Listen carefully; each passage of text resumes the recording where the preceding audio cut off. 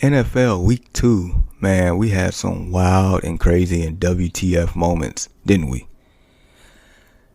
And if you actually put money down on Sportsbook for some of these games, I'm pretty sure at least 3 of these games probably ruined your parlays. I know it ruined mine. Boy, oh boy, we about to get right into it. So we're going to piggyback. We're going to go all the way back to Thursday, because I don't think we had a chance to break that down. So Chiefs, Chargers. Chiefs end up winning 27-24 on Thursday Night Football. Justin Herbert, I mean, he's a real one, right?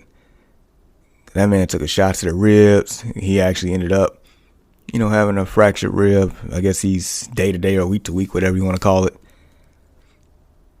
But, the game changer of that whole game, because it seemed like Chargers was, in control. That's what it felt like.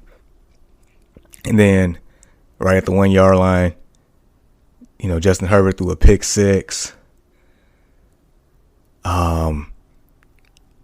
Tried to throw it to Gerald Everett, who the play before made a huge play going to get him to that position. Gerald Everett, he was telling the coaches, hey, I'm tired, tapping his head, pulling his jersey. They just left him out there like, no, we're going to do the hurry up. So Herbert, threw it to him again. He ran a sloppy route, and then next thing you know, Chiefs going down to score. Pick six. And I said Herbert's a real one, besides the fracture, the rib, or, whatever the injury is per se. Like, the spread was -4 for the Chiefs. And Herbert stayed in there long enough to score a touchdown, with basically at the end of the game, to make the score 27-24. Because it was down 10. And for people who picked the Chargers to cover that game, they're calling it the gutsiest cover of all time, just because of how hurt Justin Herbert was to actually march down the field for a meaningless touchdown to them, but more so, I guess, covering a lot of bets on that one. So that was wild within itself. Patrick Mahomes continues to, show people that he doesn't need Tyreek Hill. 24, 35, 235 yards, 2 TDs, no picks. Spreading the ball around, making things happen. At this point, you're just going to see continuous growth out of this man, which is scary within itself. All right, we're going to start with one of the games that definitely ruined some parlays here. That is the Jets and Browns. The Browns was in control of this game. The Jets had no business winning this game at all. All I know was under 2 minutes left in this game, the score was 30-17 Jets. 30-17. So Nick Chubb made it 30-17 with 155 left. That man had 3 touchdowns that day. I call him Sir Nicholas Chubb. He is royalty. And then, like, about 30 seconds later, Corey Davis, I watched this highlight. I watched it. He was like, busted coverage, wide open. Like, no man close to him, like, within 20 yards along the right sideline. Just Joe Flacco found this man for a 66-yard touchdown. Like, nobody around him. So they made it 30-24. They kicked the onside kick, and the Jets get the onside kick. The Jets recover the ball, right? So then Joe Flacco, he's known for clutch performances in the playoffs and nothing more. He got the Jets downfield again. He found Garrett Wilson, rookie, first-round pick, wide receiver, who caught his second touchdown with that one right there with 22 seconds left. The Jets ended up winning 31-30. Incredible comeback. Incredible parlay buster right there. Whoever had the Browns. Like, jeez. So, yeah, that was phenomenal there. Lions Commanders. This was this basically, the results of this game, Lions ended up winning 36-27. This was a game that I expected to have a lot of points, a lot of yards for fantasy purpose, for DFS purposes.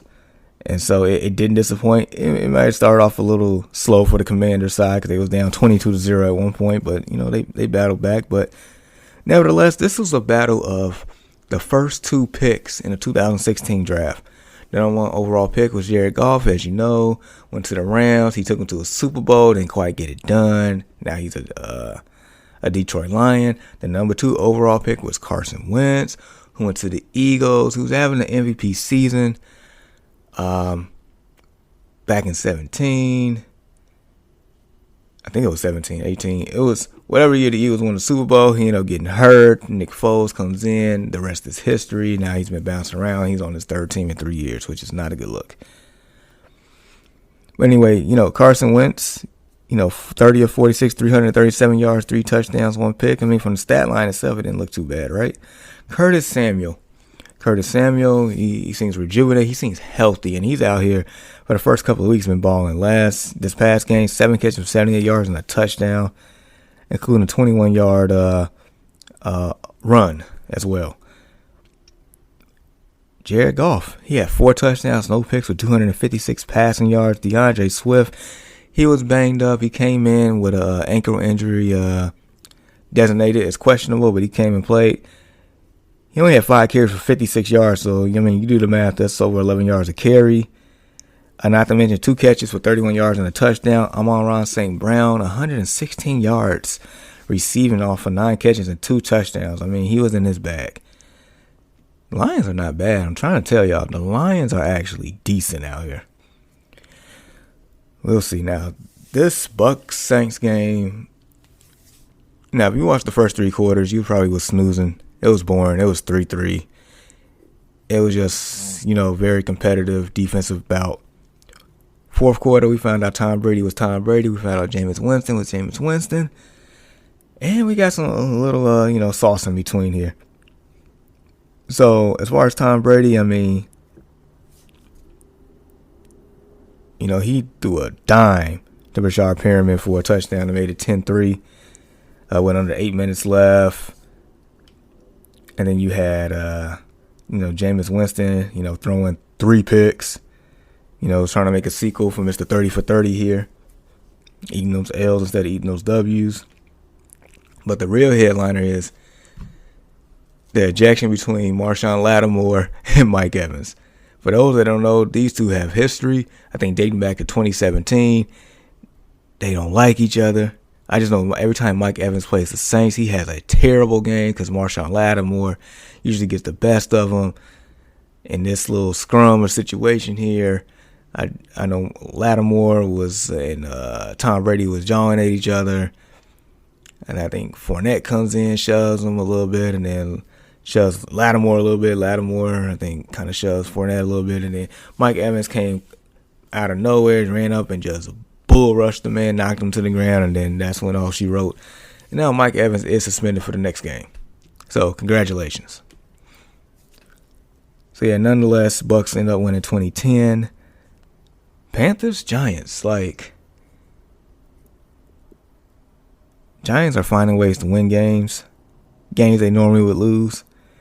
Dude, they're 2-0 for the first time in 6 years. It was an ugly game. It was a lot of field goals, but I mean, they got it done. Daniel Jones, 176 passing, 1 touchdown. Saquon Barkley, 21 carries for 72 yards. He had 3 catches for 16 yards. It was not much, offensive production.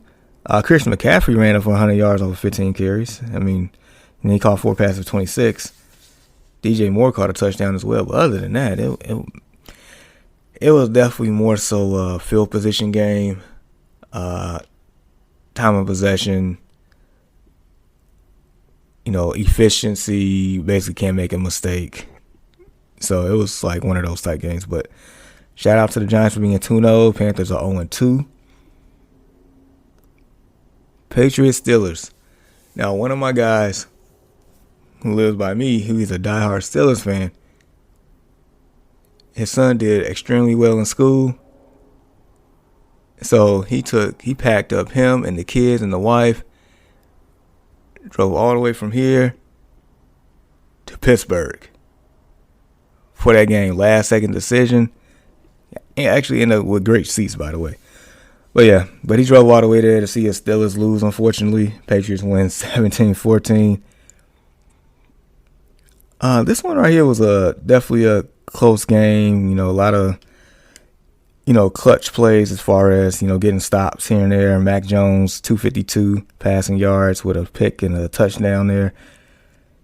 Damian Harris, 71 yards and a touchdown, but he had looked like a bad leg injury. Hope he's well.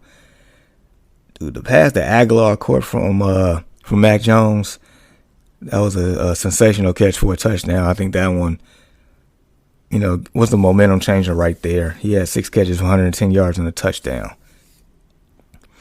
As far as Pittsburgh, Mitch had a 168, a pick and a touchdown, pedestrian numbers. Najee Harris was only able to get 49 yards rushing. I mean, it was just a pedestrian day for the Steelers offense. I'm pretty sure at this point you're going to see Kenny Pickett starting really soon. Colts, Jags.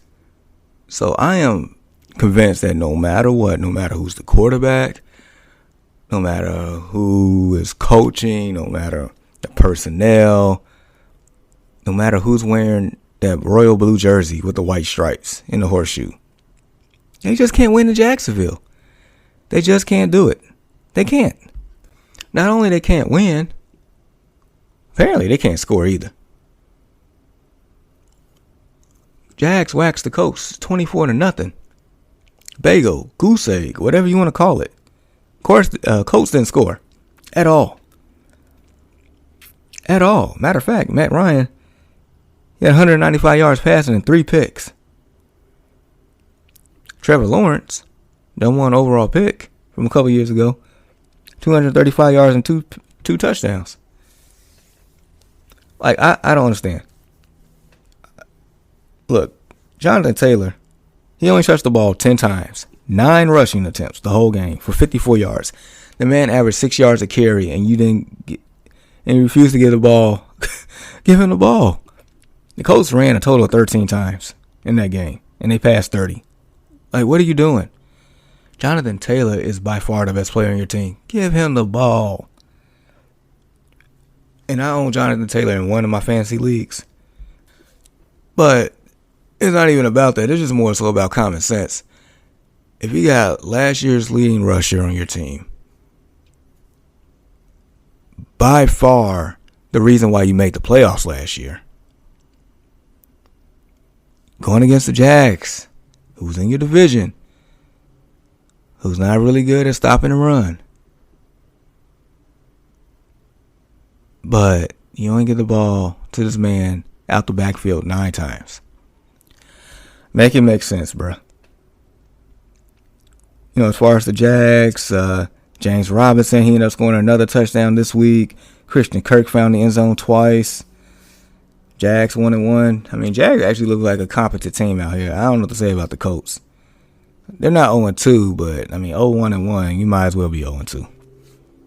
And then also to note that the Colts hasn't won in Jacksonville since 2014, so let that marinate.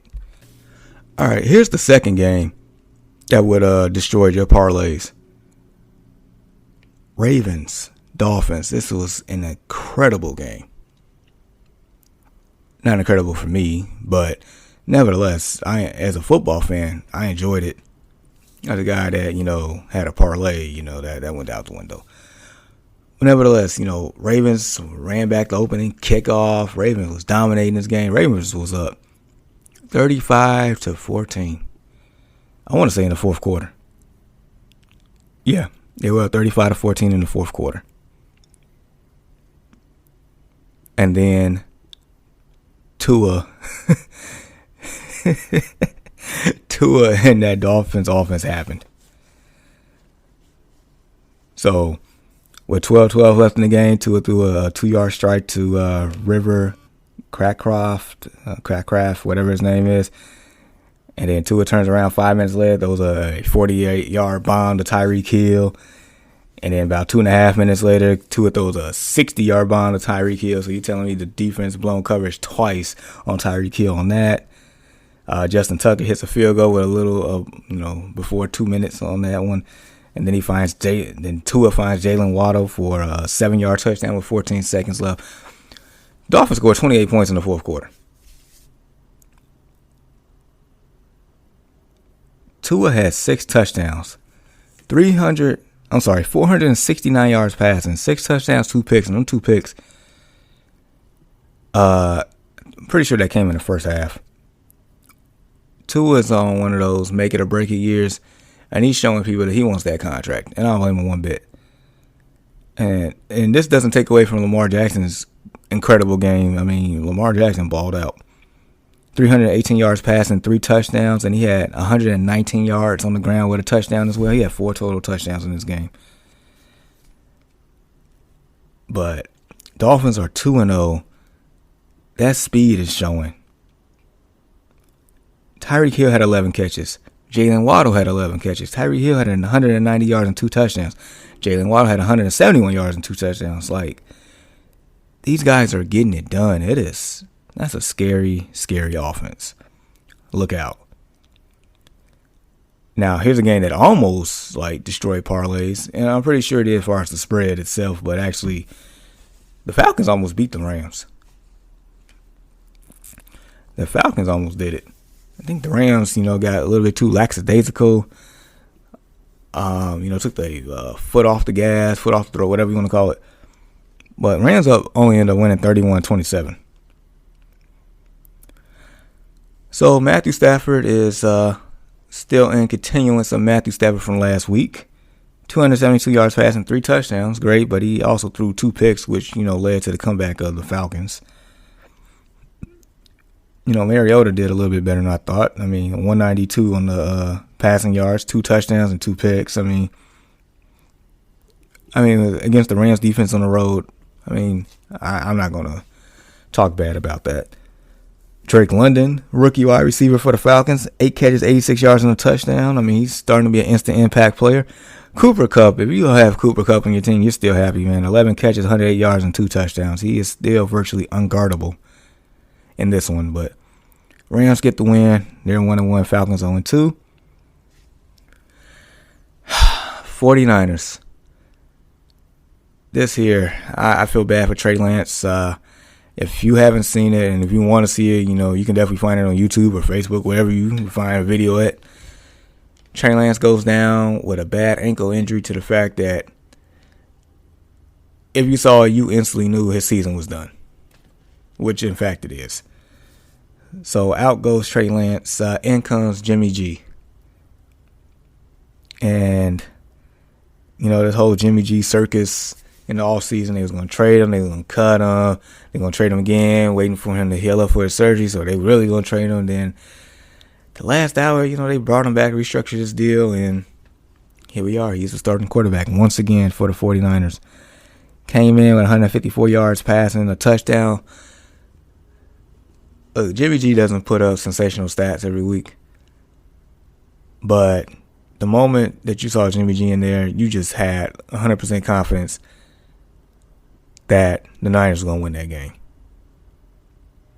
With Trey Lance out there initially, I'm like, Seattle has a chance. Especially has a chance to cover the spread. But they actually probably had a chance to win. But when Jimmy G came in, I think that did it.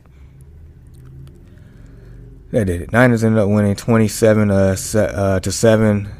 Speedy, I hope, condolences and speedy recovery for Trey Lance there. That sucks. He was supposed to be the franchise quarterback going forward. This was his second start this year. He had, limited playing time last year. So now they have to go into year 3 without knowing too much about their franchise quarterback if he actually pans out to be their franchise quarterback. So that's a bad situation right there. Cowboys, Bengals, I am head scratching here. Look, I understand that, Super Bowl hangovers happen, getting there and then not playing as well the following season, not getting back all together. I get that. But they just lost to Cooper Rush and the Cowboys. Like, what are you doing? Joe Burrow's having the same problems last year. I think the man got sacked 6 times against the Cowboys. They signed a few offensive linemen so Joe Burrow can stand upright, but he's not standing upright at all. He's on the ground. So I feel like this is going to be a second half team. It's going to take a while to get adjusted, to get the line more in sync. But, the bad part about that is you're going to have games like this to where you lose to a team that has Cooper Rush starting, which shouldn't happen. But for what it's worth, Cooper Rush didn't play bad at all. 235 yards passing, 1 pick, no interceptions there. Cowboys ended up with the win, 20-17 in Dallas and Big D. So Broncos, Texans, kind of in the same boat as the Bengals, but I would say the Broncos at least won the game. Broncos still look sloppy on offense, to say the least. They still need time to gel, time to sink. I think they will be a dangerous team in the second half of this year as well, but they have more upside. Russell Wilson and that offense was getting booed in the first half because, darn well they should have scored a lot more than 16 points. Should have been blowing them out. It was 16-9 final score. Just like when they played Seattle, they should have had at least 21-point lead against the Seahawks last week, and, they ended up losing that game. But yeah, Russ had 219 yards, a pick, and a touchdown. Cortland Sutton had 7 catches, 122 yards. They need to give Javonte Williams the ball some more. 15 carries for 75 yards rushing. That's 5 yards a carry. You need to take advantage of that. I'm just saying. Now, here's the third game that really messed up parlays. Raiders should have won this game. Raiders was up 20-0. And then at one point, 23-7. Kyler Murray happened. Cardinals ended up scoring on a Derrick Williams 1-yard run. And then Kyler Murray ran all over the place for like 20 seconds. And then, eventually ran it in for a 2-point conversion. And then the Cardinals got the ball back and they ended up scoring a touchdown to make it 21-23 on the Kyler Murray 3-yard run with no time left. And then he threw a strike to A.J. Green for the 2-point conversion, which was, a very small window there. And then Byron Murphy Jr., with a 59-yard fumble return in overtime. Cardinals ended up winning 29-23, just a heartbreaker for the Raiders. Actually had the Raiders winning the division here, and they making me look real bad. It's early, but, man, they got to get it together. I don't understand how Devontae Adams only had 2 catches for 12 yards in this game. What are you doing, Derek Carr? What are you doing? That's unacceptable, inexcusable. I don't know. You might have to reevaluate yourself and your life on that one. All right, 3 more games left. My Bears got waxed by the Packers 27-10. I'm going to just leave it at that. We had 2 Monday night games last night. The Bills dismantled, destroyed, demoralized, whatever proper adjective you want to use, that's what happened there. 41-7 against the Titans. Look, I made a Facebook status and I stand by it. I don't feel sorry for the Titans. Nobody told them to trade A.J. Brown and stick with Ryan Tannehill. Nobody told them. And look at them now. 0-2. Tannehill only had 117 yards passing and 2 picks last night. Derrick Henry only had 25 yards rushing over 13 carries. Bills looking serious. Josh Allen still looking like a monster out here trying to win MVP. 317 yards passing with 4 touchdowns, no picks. Stephon Diggs had 12 catches, 148 yards, and 3 touchdowns. Gabe Davis didn't play, so it was a Stephon Diggs show. So, Bills Mafia 2-0 out here. And then the Eagles, 24-7 against the Vikings last night as well. Jalen Hurts, man, he has something to prove out here, and he's proving it. Mr. Empty Calories quarterback himself, a.k.a. Kirk Cousins, had 1 touchdown and 3 picks yesterday. I witnessed all 3 picks. But Jalen Hurts, 333 yards passing, 1 touchdown, 1 pick. But he also had 57 yards on the ground and 2 touchdowns rushing. So Eagles looking serious out here. You better wake up. But yeah, that's it for week 2 recaps. Continue to rock with your boy right here on the No Offense Radio and the No Offense Network at JGoodWithSports across social media. We talking about Facebook, Instagram, TikTok, Twitter. Thursday, we just preview Thursday's night game, which would be the Steelers and the Browns. AFC North bout right there. You know what? Continue to rock with your boy. Got 2 podcasts that I do as well. Early Morning Sports Talk Podcast, live Saturday mornings on Facebook with my bros Brandon and Ian. Like our page, the Early Morning Sports Talk Podcast. And then on Sundays, as you know, the Destination Fantasy Podcast, starting no later than 7:15 on that one, live on Facebook and YouTube. But until then, let's get this week going. You all enjoy. Have a good one. See you soon. Peace.